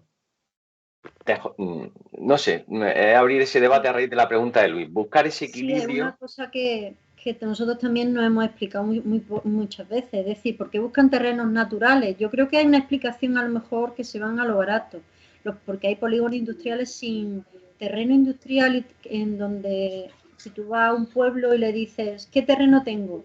Para poner una de estas, seguramente que tiene un montón de terreno dentro de la zona urbana, dentro de polígonos industriales. ¿Por qué se van a una zona natural? Simplemente porque es más barato también, ¿sabes? Creo yo, eso puede ser, porque un polígono industrial alquilar terreno es más caro y entonces ellos van a la máxima rentabilidad. Eso es lo que desde el GEN creo que es la explicación. Pero efectivamente es una práctica que y yo creo que tenía que estar más controlada. Es decir, que primero tienen que empezar por zonas donde ya urbanísticamente está aceptado, ¿no? O está de alguna manera o similar a zona urbana, pero no pueden entrar y de primera meterse en un suelo no urbanizable. No deberían, porque en realidad, como veis, prácticamente son casi polígonos industriales. La vez que ya empiezas a sumar y que empiezan a verse alrededor de un nudo, pues una aceleración, que se ponga eso en realidad es un polígono industrial largado. Entonces, ¿por qué no empezar por allí? Por esos terrenos que ya están urbanísticamente están calificados como tales, ¿no?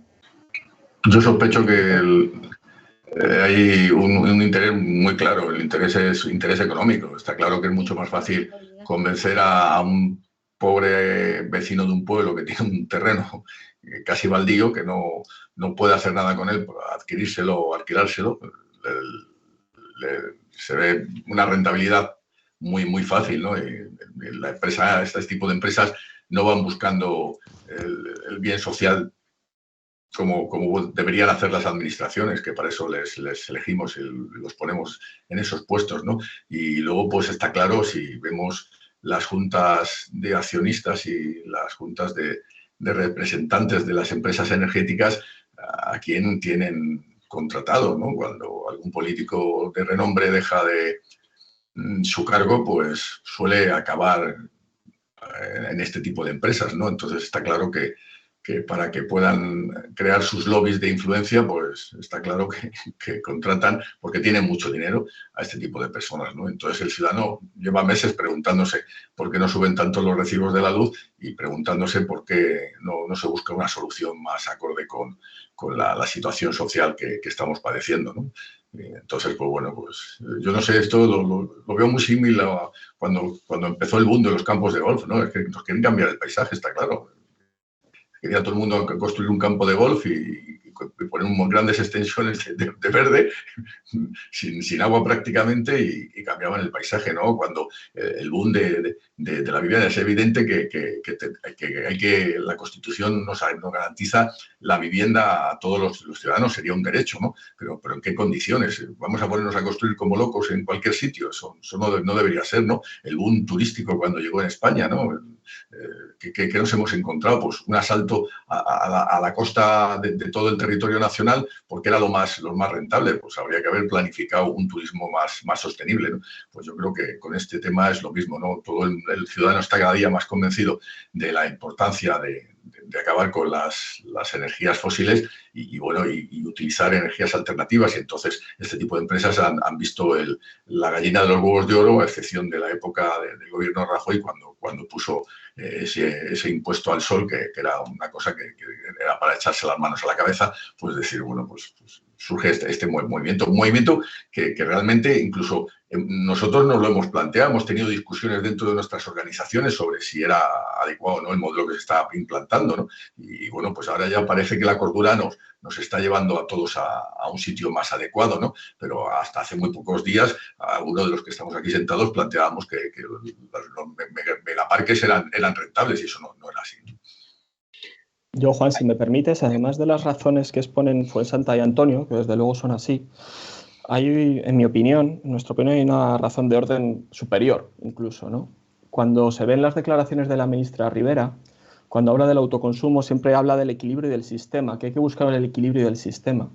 ¿Qué significa esto? Pues básicamente significa una cosa, que las eléctricas están amenazando al gobierno con el déficit de tarifa. No sé si recordáis lo que es esto.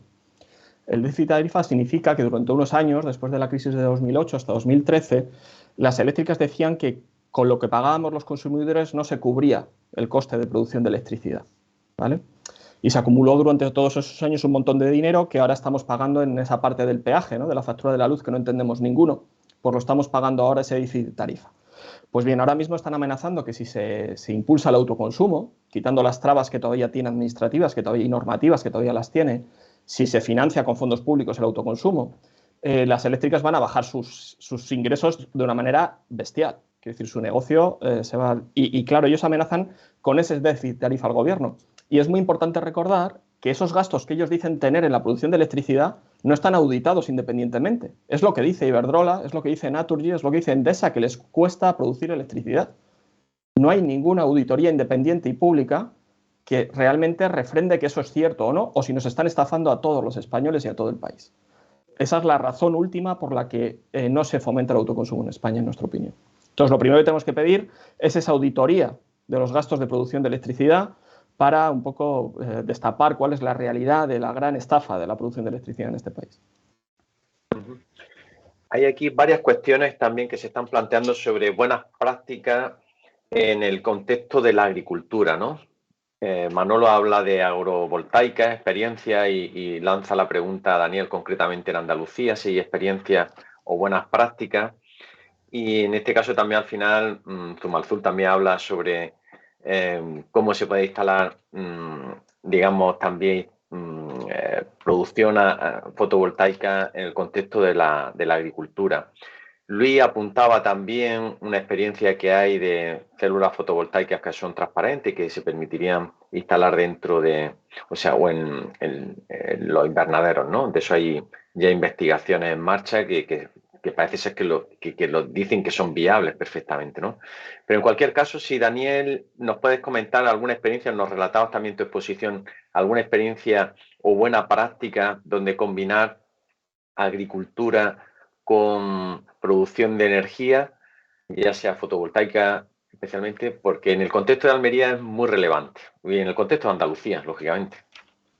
Sí, lo que nos contaron en las jornadas estas de Córdoba es eso, que había experiencias exitosas, pero sobre todo para plantas rastreras, que por ejemplo necesitan algún tipo de cobertura de sombreado y tal. Os pongo en el chat, por ejemplo, que para plantas aromáticas, en Italia en particular, habían conseguido resultados bastante buenos, ¿no? Esa coexistencia de paneles fotovoltaicos con cultivos, ¿no? Pero para mí la alternativa sería más que eso, el que los pequeños y medianos agricultores tuvieran pequeñas también instalaciones fotovoltaicas que les abastecieran en plan de autoconsumo o incluso de comunidad energética local, si es una cooperativa, de la electricidad de sus insumos, de lo que ellos necesitan, pues por ejemplo, para la maquinaria agrícola, para el bopeo, etcétera, etcétera. Es una línea que, por ejemplo, tampoco está desarrollada. Como tampoco está desarrollada, como pongo ahí, la cuestión de la fotovoltaica flotante, que en algún caso, por ejemplo, bueno, aquí en Cádiz ya hay un proyecto para el embalse de Guadalcacín, que está en información pública, ¿no? Y en Extremadura ya hay algún proyecto en funcionamiento, por ejemplo, de embalses de riego. Y el funcionamiento es correcto, e incluso impiden o dificultan, por ejemplo, la eutrofización de muchos de esos embalses. O sea, que el resultado es bueno y, sobre todo, no hipotecan suelo agrícola y suelo fértil, ¿eh? Es una de las consecuencias nefastas, por ejemplo, de este despliegue desordenado. O sea, que alternativas, sin devanarse mucho los sesos, existen, ¿no? De conciliar, por ejemplo, intereses económicos con intereses, pues, por ejemplo, de preservación de un medio natural o preservación, por ejemplo, de un sistema económico sostenible, ¿no? Esa es la línea que habría que investigar, ¿no?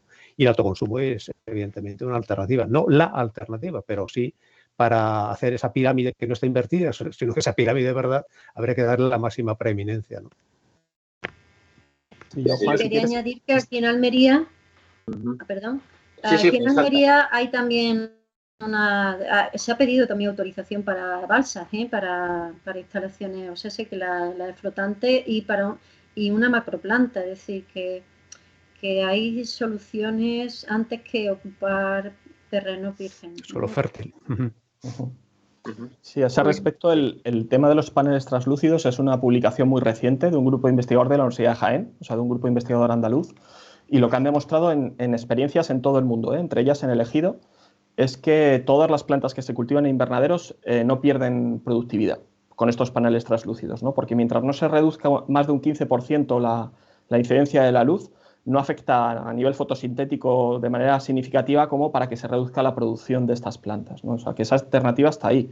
Nosotros lo que pedimos es, hasta que se desarrolle plenamente toda la agrovoltaica, que sin duda alguna en zonas de cultivos intensivos, esto es muy importante decirlo, nos parece una solución excelente, bueno, pues vamos a ir empezando por los tejados, por todas las zonas degradadas, para luego, pues si es necesario, pues empezar a utilizar la agrovoltaica, ¿no? Como alternativa, que es una de ellas, como bien ha explicado Daniel. Hay muchas alternativas, no solo una, y hay que estudiarlas todas antes de empezar a degradar lo poco que nos queda y a impactar en la vida de los habitantes del medio rural.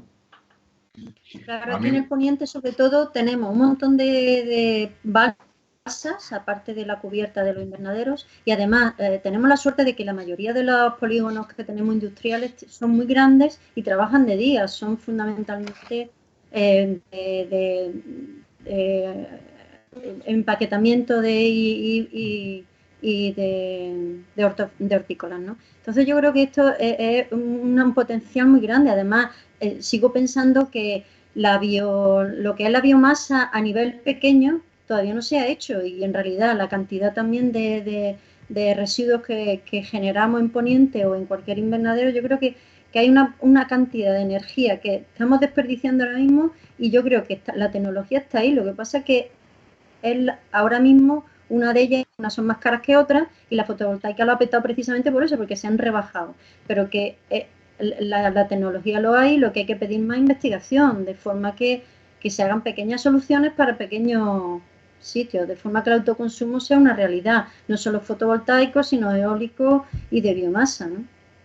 A mí me gustaría preguntarle a Daniel, porque ha presentado alegaciones al parque eólico que se va a construir, se pretende construir en la Bahía de Cádiz, si estas alegaciones pueden ser asimiladas también en el parque eólico que se pretende construir en Carbonera. No, porque nuestro parque, que precisamente ya está caput, está difunto, porque ya Capitanía Marítima ayer lanzó un informe demoledor diciendo que interfería con la navegación marítima. Está prácticamente a 4 kilómetros de la bahía de Cádiz, ¿no? Entonces no es reproducible. Aparte que el espacio que ocupa es un espacio de dominio público portuario, no pertenece a costas, con lo cual la tramitación es de autoridad portuaria, no es del Ministerio, no es de la Departamento de Costas, ¿no?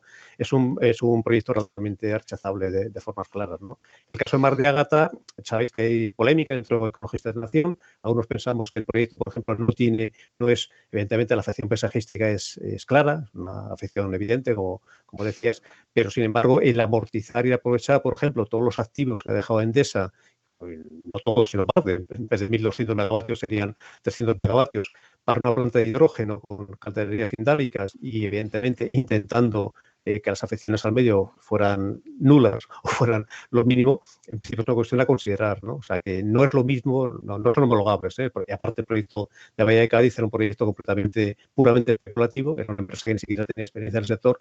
Sin embargo, Float o Sener, por ejemplo, tienen una amplia experiencia en eólica renovable y en fotovoltaica también, ¿no? O sea, que son proyectos diferentes. El primero era el de Bahía de Cádiz insostenible completamente, especulativo y además inviable, y el de Mar de Ágata, en fin, hay que someterlo a debate, es mi opinión, ¿eh? ¿No crees tú que es especulativo el de Mar de Ágata?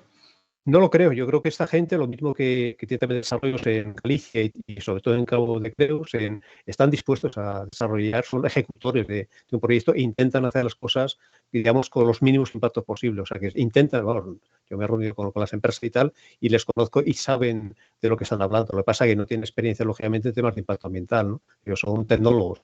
Y, lógicamente, también intentan, por ejemplo, a diferencia del proyecto de Cádiz, como tú has dicho, hablar con todos los sectores afectados. En el caso de Cádiz, se limitaron a hablar solamente con la autoridad portuaria.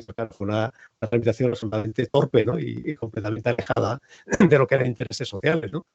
Son casos diferentes, yo creo que son diferentes. Y la eólica marina tiene un potencial enorme si se hace bien. Ahora, puede ocurrir, por ejemplo, pues, con lo que está ocurriendo ahora con la fotovoltaica o como ocurrió con la eólica terrestre, que un mal desarrollo y una mala ejecución pues ya al traste muchos de esos proyectos, ¿no? La eólica, yo estoy convencido que la eólica marina, sobre todo la flotante, lógicamente, se puede alejar pues prácticamente a profundidades de 100 y 200 y 300 metros, puede ser parte de la solución y no parte del problema, como dicen los ingleses, ¿no? Depende cómo se haga. Claro, y las opiniones de la Sociedad Española de Cetáceos, la Sociedad Española de Ornitología, sí. En este sentido yo creo, yo no soy científico y desde luego lo que ellos digan a mí me van a dar mucho más sentido que lo que yo pueda comentar por un sentimiento visual, ¿no? Que es el que a mí me puede mover quizás por este parque eólico. Yo creo que habría que tenerlo muy en cuenta, ¿no? Sí, y son posiciones matizadas, ¿no? Por ejemplo, con cetáceos, el rango de frecuencias de la ecolocalización no coincide, por ejemplo, con la frecuencia de las vibraciones del parque eólico flotante. Aparte, son vibraciones mucho más pequeñitas. Cuanto más grandes, los parques eólicos también son más silenciosos, con lo cual los decibelios que emiten no se transmiten de una forma tan brutal como, por ejemplo, la eólica terrestre al medio rígido y tal, ¿no? Y en cuanto a aves, pues sí, vamos a ir ahí Por ejemplo, la Universidad de Cádiz ha hecho estudios diciendo que es incompatible, es una zona de inmigración de la Pardera Balear, por ejemplo, y es imposible que se ubiquen allí, ¿no? Pero, por ejemplo, también es importante tener en cuenta, dicen los ornitólogos, la longitud que queda entre el final de la pala y lo que es la superficie del mar, ¿no? Que en este caso la de Blue Flower es de unos 20-25 metros, ¿no? Eso puede ser suficiente para aves planeadoras que no colisionen. Colisiones va a haber inevitablemente. Lo que pasa es que, digamos, los ornitólogos tendrán que juzgar si las colisiones son aceptables en cuanto a su cantidad, su frecuencia, o prácticamente van a ser absolutamente minimizadas, ¿no? Hay que evaluarlo. No se puede hacer, mi opinión, digamos, actitudes a priorísticas, es decir, que eso va a ser un desastre, por ejemplo, para cetáceos, o desastre, por ejemplo, para Pardera Balear o para el paíño o para Alcatraz, ¿no? Depende cómo se haga. Yo, si me permitís, la información científica que hay de avifauna y de cetáceos marcados con GPS por distintos grupos de investigadores, la zona de Mar de Ágata es importante para algunas especies catalogadas como vulnerables o en peligro, ¿no? Por lo tanto, ¿me suena un móvil? Como decía, o sea, la información científica a priori, por supuesto hay que analizarlo con detalle, como todos los proyectos se deberían analizar con mucho cuidado, con 4 o 5 años, como se hace en Alemania, por ejemplo, no con unos meses como hacemos en España, especialmente la eólica marina, llevan estudios de 4 o 5 años, ¿no?, de duración, pero a priori la información es esta. Y respecto a los cetáceos, hay mucha incertidumbre sobre cómo les afecta en la colocalización. Lo que es cierto es que aparecen muchos animales varados, ¿no?, enfrente de las costas donde hay parques eólicos marinos, y hay mucha incertidumbre científica. Y debería aplicarse el principio de precaución. Y lo que sí se sabe ya es que a largo plazo las comunidades de peces bentónicos desaparecen en el entorno de los parques eólicos marinos, y no se sabe por qué. Pero el caso es que desaparecen. Hay una afección durante la construcción que es evidente, ¿no?, por las molestias. Después vuelven los peces bentónicos, pero a 10 años, por lo visto, por lo que dicen los oceanógrafos y los estudios, desaparecen, ¿no? Entonces, obviamente, esto sí que puede dar una afección tanto a la comunidad pesquera, que es obvio, como a los cetáceos o a las aves que se alimentan de estos peces, ¿no? Entonces sí que requiere un estudio pues muy detallado, ¿no? Y como todo, pues depende cómo y dónde se haga. Respecto a la altura de las palas, o sea, las pardelas que vuelan bajo, es cierto, ¿no? Por ejemplo, si es verdad que luego en las zonas donde se concentran sí que hacen vuelos de cicleo que se elevan, ¿no?, más, y que sí que podrían colisionar con las palas. Esa es la información científica, es esa, y hay que analizarlo con cuidado y, desde luego, aplicar el principio de precaución, porque es lo que nos obliga la ley, entre otras cosas, ¿no? De acuerdo. La verdad es que un tema, está saliendo más preguntas sobre el tema del proyecto de Mar de Ágata. Yo creo que es interesante. A mí me gustaría ir concluyendo por el tema del tiempo, como podéis imaginar. Claro, sí. Y si os parece, me gustaría terminar con una pregunta que lanzaban en el chat también sobre la importancia de la unión, ¿no? De ir aunando voces, tanto de la sociedad civil como de las organizaciones de la sociedad civil, léase todas las organizaciones ecologistas, ambientales, ¿no? Entonces, en ese sentido, plantea Vygotsky, ¿no?, cómo podemos ir sumando esas voces. Y a mí me gustaría también, y ya de paso agradezco el trabajo en la sombra de Carlos, que nos pudiera poner el cartel de la manifestación del día 2. Y me gustaría escucharos también, si os parece, ver qué pasos podemos dar para sumar, en el sentido de hacer una sola voz, no solamente de organizaciones de la sociedad civil, en este caso de las organizaciones ecologistas, como las que estáis aquí presentes ahora mismo, sino de la propia sociedad, de los pueblos, concretamente, que posiblemente se vean, no, que realmente se están viendo afectados por estos macroproyectos, ¿no? Entonces, si Carlos eres tan amable, y ya de paso te agradecemos tu labor en la sombra, tan importante, compartirnos el cartel que yo creo que venía al final de la presentación de hoy. Muchas gracias. Muchas gracias, Carlos. Y hacemos esa ronda, definitivamente. ¿Cómo podemos hacer para que haya una voz de la sociedad civil en general, concretamente de los pueblos? Aquí mencionaba Manolo, no solamente del municipio de Níjar, que es el caso de Mar de Ágata. Aquí hablaba Manolo de Filabres también, del proyecto que hay allí de Nudo en Benadú, y se lo lanzaba esa pregunta a Fuensanta, ¿no? ¿Cómo podemos hacer que la sociedad civil, digamos, trascienda este tema y se haga una sola voz, ¿no? Bueno, ya de por sí existen plataformas, ¿eh? La gente ha reaccionado en tabernas y existe la plataforma de tabernas, la plataforma de Luca y Nena. Lo que hay que trabajar en red, y en eso sí que se puede.